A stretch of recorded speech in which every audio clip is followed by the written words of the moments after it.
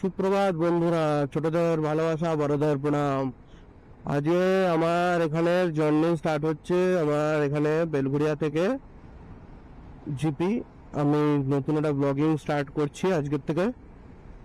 আশা করছি আপনাদের সবাইকে একটা মানুষের, একটা কর্পোরেট বাইকারের ডেলি লাইফ আপনাদের দেখাতে পারবো, যে কিরমভাবে সে অফিস যায়, প্রত্যেকদিন অফিস যাওয়ার সময় কি কি তাকে দেখতে হয়, কি কি জিনিস তার অসুবিধা তাকে সম্মুখীন হতে হয়। যদি কিছু ভুল ত্রুটি হয় ক্ষমা করবেন।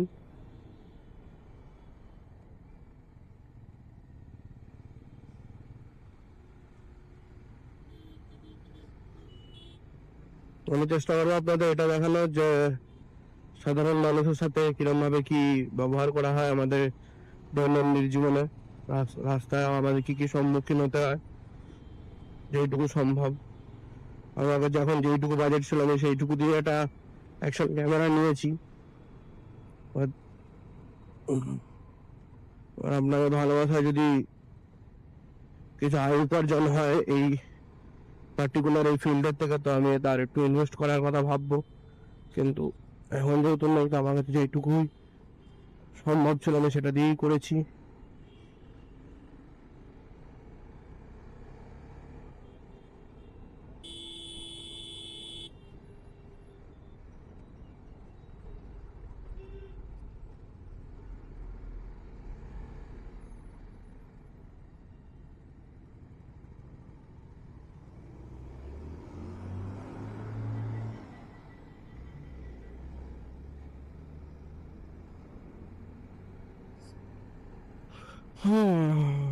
এই ব্রিজের কাজ যে কবে শেষ হবে সেটা আমিও জানি, এটা অনেকদিন ধরেই চলে যাচ্ছে। তাও এই কিছু মাস যাবত এটা খুব সুন্দর প্রোগ্রেস পেয়েছে। দেখা যাক কবের মধ্যে কমপ্লিট হয় এটা। কমপ্লিট হলে আশা করছি রাস্তার অবস্থাটা আর একটু উন্নত হবে।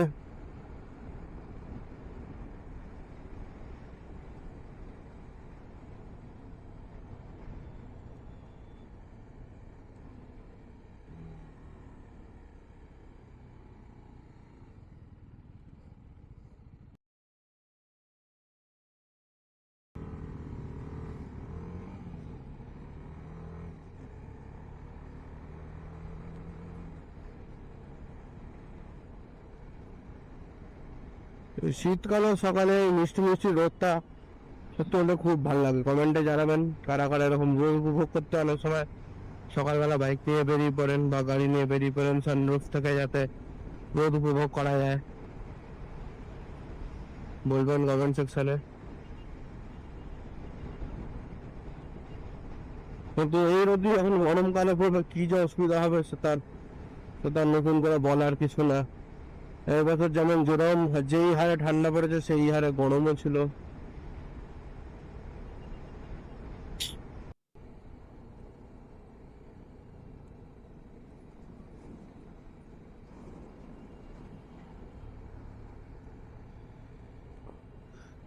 আমাদের এই এই এক্সপ্রেসওয়ের এই রাস্তা যদি সুন্দর করা হতো, কেন বাইক চালিয়ে আরাম ছিল।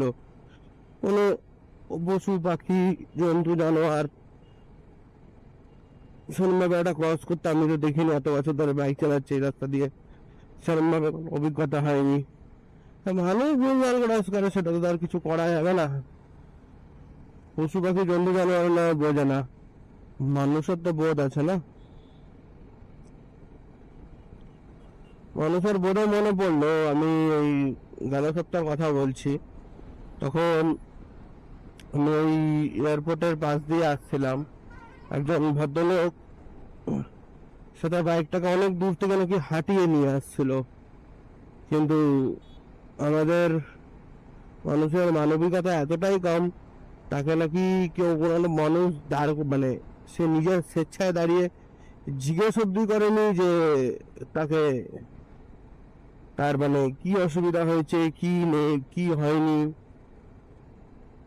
তো আমি আশা করছি যে ওই ভিডিওটা খুব শিগগিরই ছাড়বো, এর পরপরই বা হয়তো এর আগেই ছাড়বো। তো সেটা আপনারা আমার ফেসবুক, ইনস্টাগ্রাম এবং ইউটিউব তিনটাতেই পাবেন। তো অনুগ্রহ একটাই অনুরোধ রইল যে সেটা একটু মানুষের সাথে শেয়ার করবেন, যাতে মানুষ বুঝতে পারে যে একটা মানুষ যদি কখনো বাইক চালাতে গিয়ে একটা বাইকে যদি দেখে যে সে কোনো কারণে হাঁটছে বা দাঁড়িয়ে আছে, অন্তত যদি সেরকম পরিস্থিতি থাকে একবার যেন জিজ্ঞেস করে যে কি অসুবিধা, কি হয়েছে কি না। সে হয়তো তিনি তার উপকার করতে পারবেন না, ম্যাডাম জিজ্ঞেস করলে কি মানুষের বুঝতে তো পারে না, কেউ জানে সে তাকে করতেও হয়তো হেল্প করেও দিতে পারে, বা হয়তো সে তার কাজেও চলে আসতে পারে।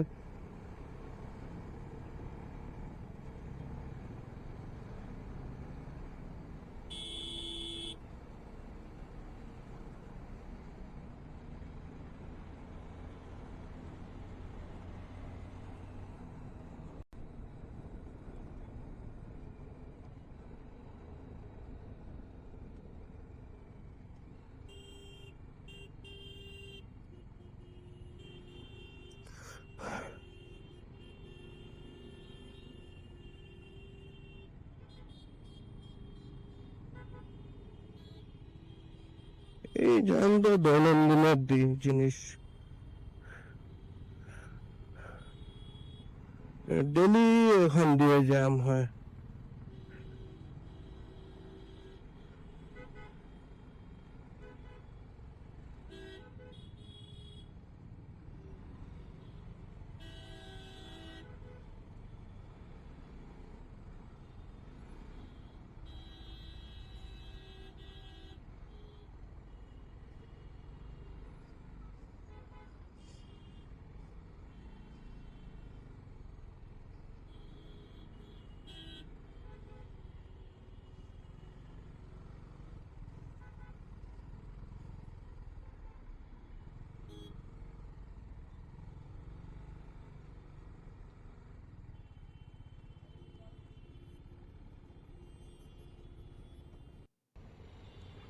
চলুন, শেষ পর্যন্ত সিগন্যালটি খুলেছে।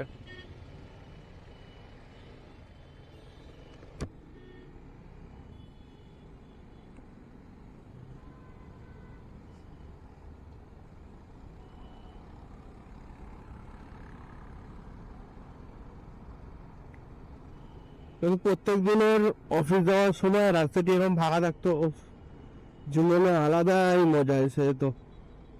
কিন্তু এই যে বাস্তব আর কল্পনার মধ্যে কিছুটা ফারাক থেকে যায়।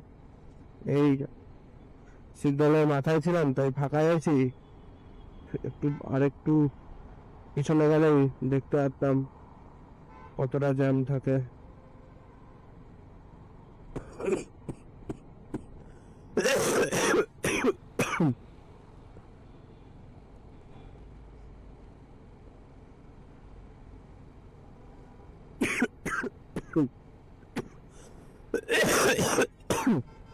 উম,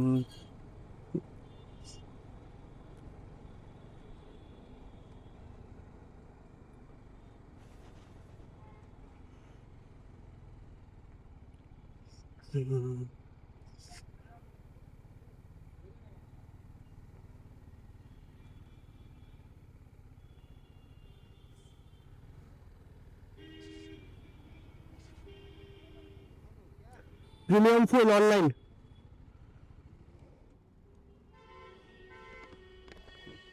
শুনুন, গাড়িতে তেল নেই, গাড়ির তেলটি ফুল করে নেওয়া হোক।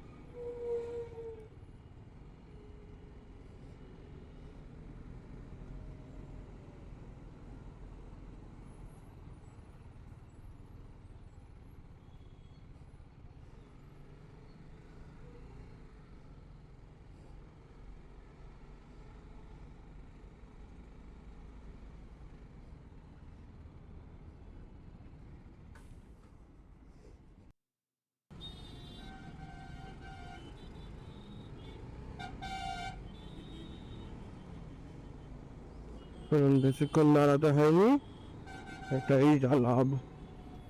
কিন্তু লাভ আর কোথায়, একটু আগেই জ্যাম। এটা এখন দৈনন্দিনের হয়ে গেছে, প্রত্যেক দিনের। সরকার এত এত টাকা ট্যাক্স নিচ্ছে না, রাস্তাটির একটু উন্নতি হচ্ছে, একদিকে গড়ছে তার একদিকে ভাঙছে, গঙ্গার পাড়ের মতন অবস্থা।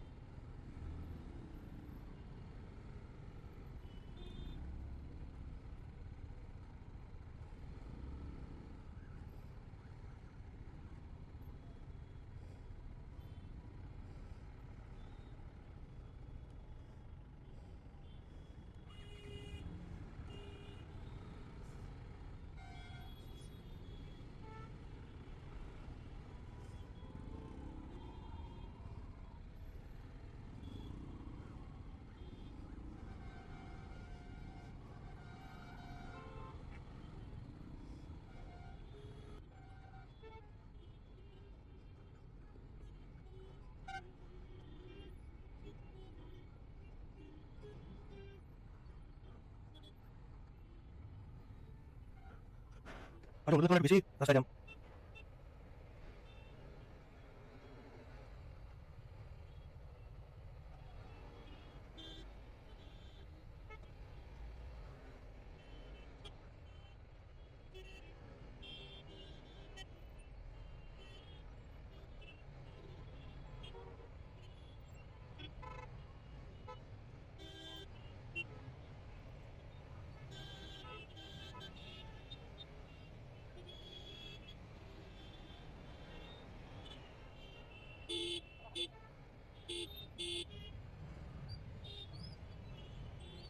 জ্যাম পাওয়া যায়।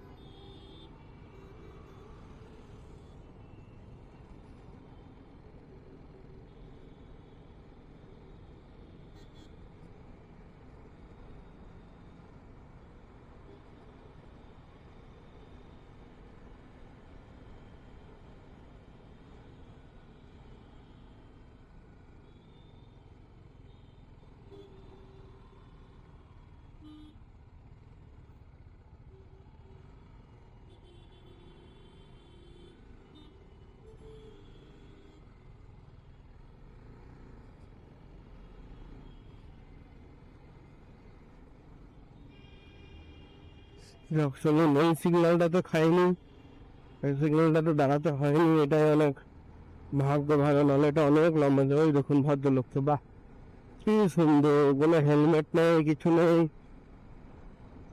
কি সুন্দর, বাহ। না, শুধু পুলিশের চালানো যাবে না, যদি উনি যদি বাই চান্স ধরুন পায়ের সামনে কোনো ইট চলে আসে, কিচ্ছু চলে আসে, উনি যদি পড়েন, সোজা তো মাথায় ইম্প্যাক্ট হবে না। এই জিনিসগুলোই যে মানুষ কবে বুঝবে ভগবান জানে। হেলমেট, একটু ভালো হেলমেট আপনাকে শুধু পুলিশের চালান থেকে বাঁচাবে না, বা অনলাইন চালান থেকে, আপনাকে নিজের জীবন থেকে নিজের সুরক্ষিত রাখবে। আমার এখন অব্দি জীবনে প্রত্যেকটা বাইকে এই নিয়ে 3খানা অ্যাক্সিডেন্ট হয়েছে, 3খানা বাইক নিয়ে। আর সব কটার থেকে আমি সুরক্ষিত পেয়েছি, শুধু আমি পুরো প্রোটেকশন গিয়ার পরে চালাচ্ছিলাম।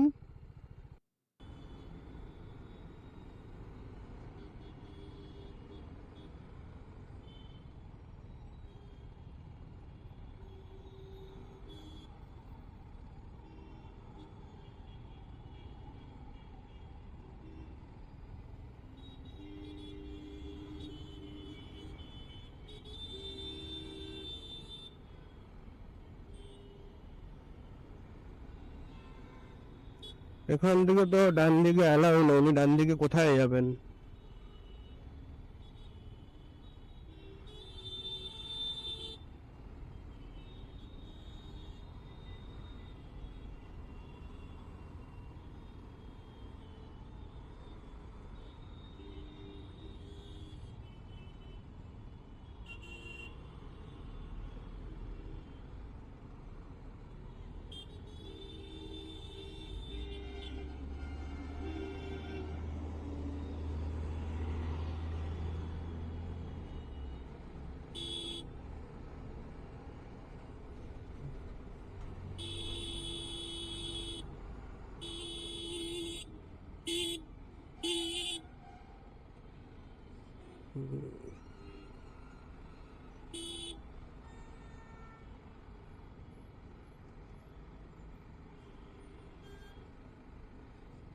আজ মনে হচ্ছে পুরো রাস্তাটাই ট্রাফিক জ্যামে ভোগান্তিতে বাড়ি অফিস কাজে পৌঁছাতে হবে।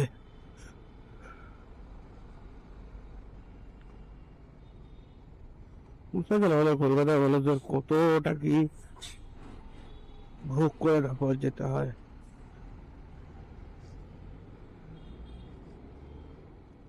মানে সাধারণ মানুষের এরকম রাস্তা ঠেলে যদি যেতে হয় কাজের ক্ষেত্রে বা যে কাজে সে ভদ্রলোক বা ভদ্রমহিলা যাচ্ছেন, সেখানে পৌঁছানোর আগেই তো মুড বিগড়ে যাবে। তো সম্ভবই না সে খুশি মুডে যেতে পারবে। এত জ্যাম, এত একটু যদি ইনফ্রাস্ট্রাকচারটা ঠিক করা যেত কতটা না ভালো হয়ে যেত বলুন।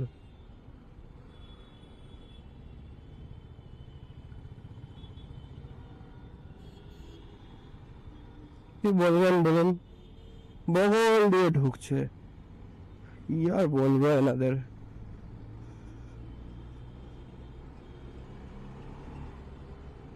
আরে দেখুন আপনার পাশে আসছে কিনা, সে নিজের লেনে আছে কিনা, ঢুকে গেল বগল দিয়ে।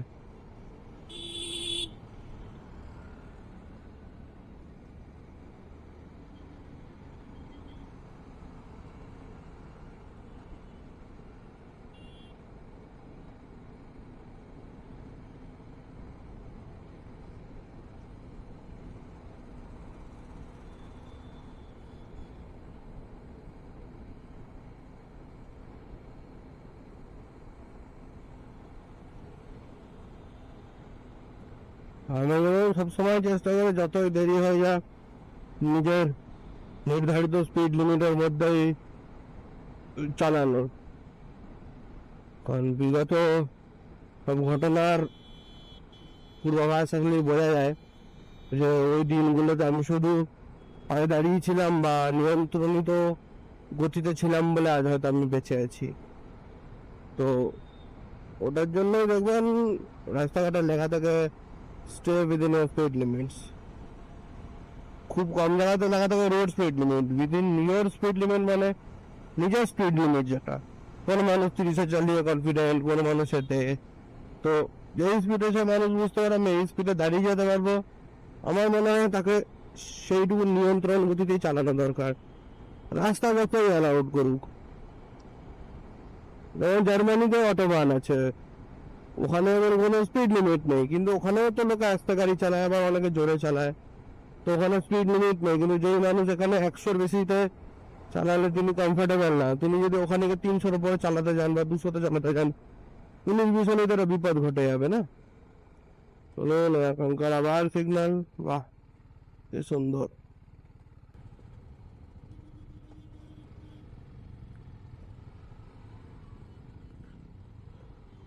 শুনুন, বেশিক্ষণ দাঁড়াতে তো হলো না ওই সিগন্যালটাতে,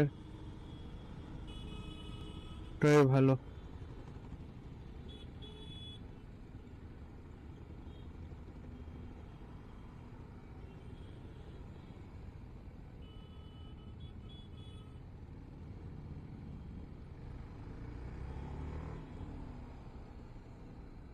চলুন,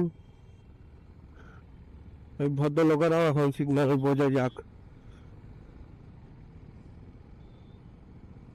কিন্তু কিছু মানুষ হচ্ছে এই সিগন্যাল পুরো ইগনোর করে দেয়, ভাববে আপনি বাইকে আছি, আপনি যেখান সেখান দিয়ে বেরিয়ে যেতে পারবো। কখনোই সেটা না। আপনার এখন সময় সামনে যে চালাচ্ছে সে কি মানসিকতা চালাচ্ছে তার উপর নির্ভর হয়। সে বাঁয়ে যাবে না সে ডায়ে কাটাতে পারবে কি বাঁয়ে কাটাতে পারবে, সেটাও জানাটা জরুরি।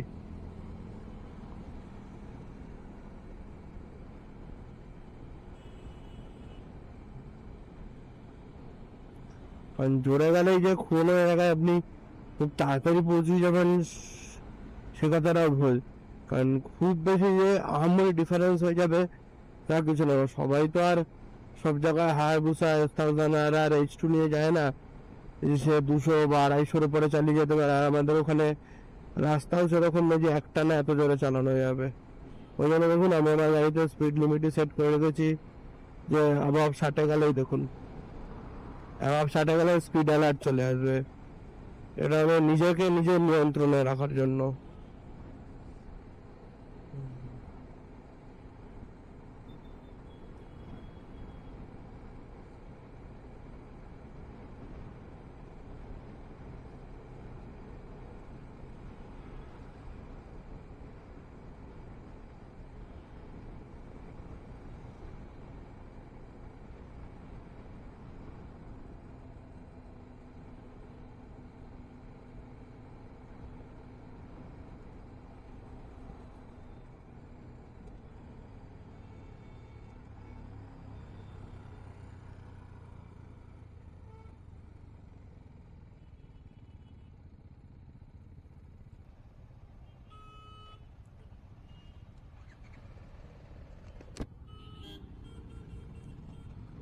হুম, আজকে এই সিগন্যাল গুলোতে বেশিক্ষণ দাঁড়াতে হচ্ছে না, এটাই কপাল ভালো আজকে। অন্যান্য দিনে এই সিগন্যালে এতক্ষণ দাঁড়াতে হয়। এই রাস্তাটা এমন হলো এমন একটি রাস্তা যেখানে স্পিড লিমিটে চালানোর বুদ্ধি হয়নি, সেটা হলো 50। কারণ এই রাস্তায় অনেক সময় স্পিড ক্যাম থাকে, কখনো পুলিশ থাকে। যারা এই রাস্তা একবার দেখে নিয়েছেন তারা জানেন যে এই রাস্তায় বা যারা একবার এখানে চালায়, মানে আমি একবার এখানে চালান খেয়ে গেছি, তো আমি জানি যে এখানে ভদ্রভাবে চালানো বুদ্ধি হয়নি, ওভার স্পিডিং না করে। যারা খাননি যারা জানেন না তারা চালান।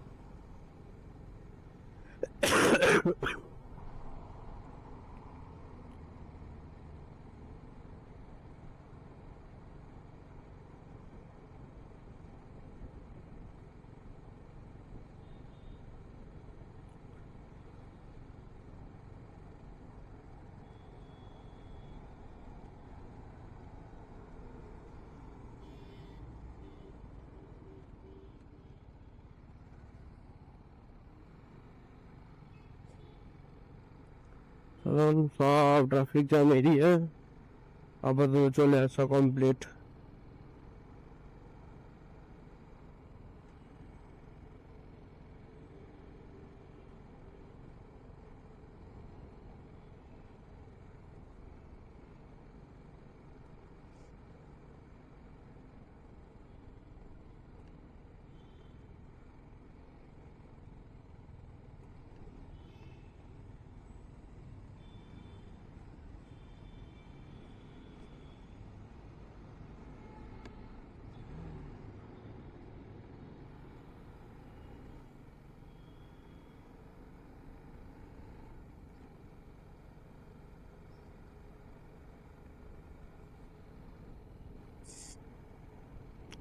এই রাস্তাটি আমার খুব সুন্দর লাগে। সেই গ্রাম্য অঞ্চলের সাইডে হাইওয়ে ধারে যে রোডগুলো হয় না আপনার, চারিদিকে গাছপালা, মাঝখান দিয়ে শুধু একটা রাস্তা চলে গেছে, এই রাস্তাটা কিছুটা ওই একটা অনুভূতি আনে।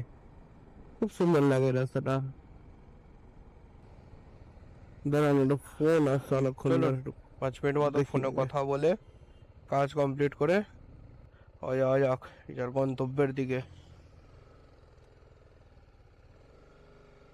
আয়নায় দেখে নিলাম আসছে না পিছনে, চলুন।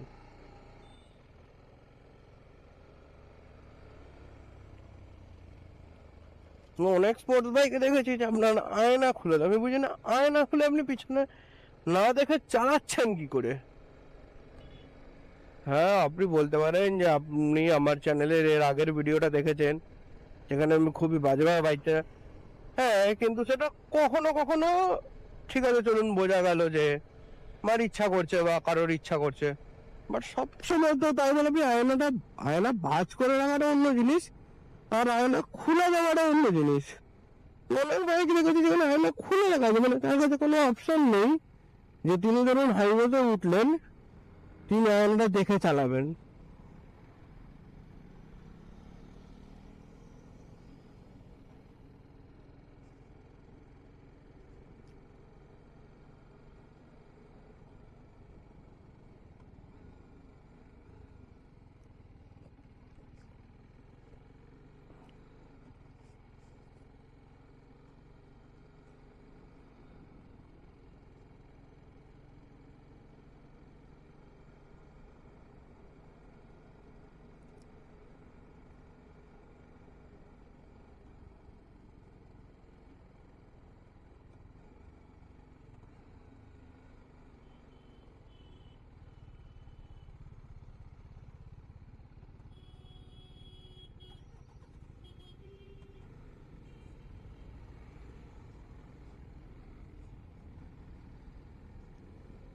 তারপর এই যে আরেকটি যেটা আশ্চর্যকর জিনিস হলো, সেটা হলো ট্রাফিক সিগন্যালের লাইন।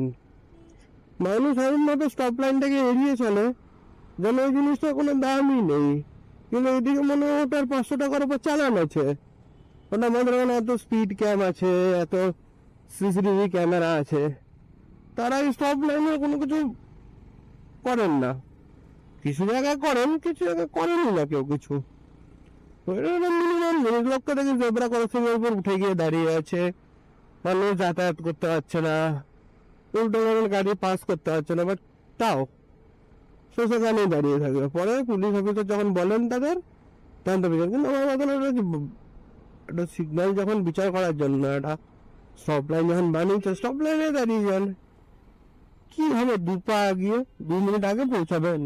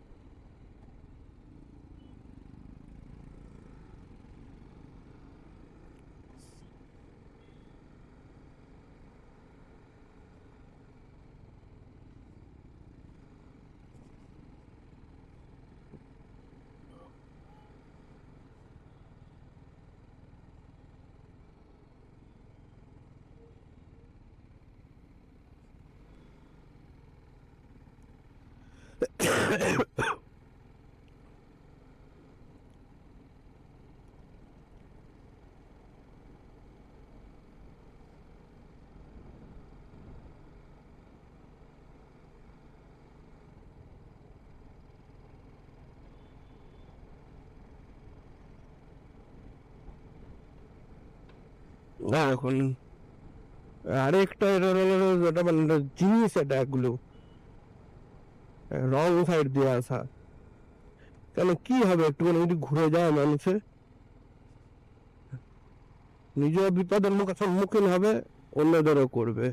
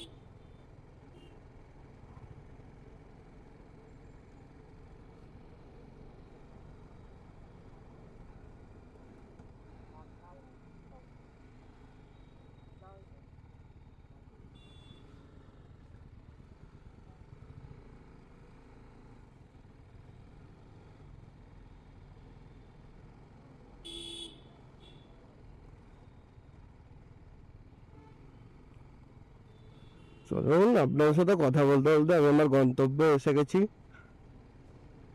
আশা করি আপনাদের এই দৈনন্দিন জীবন দেখতে ভালো লাগবে। চেষ্টা করবো অন্যরকম কিছু কন্টেন্ট আপনাদের সাথে শেয়ার করার, আমার পক্ষে যেটুকু সম্ভব।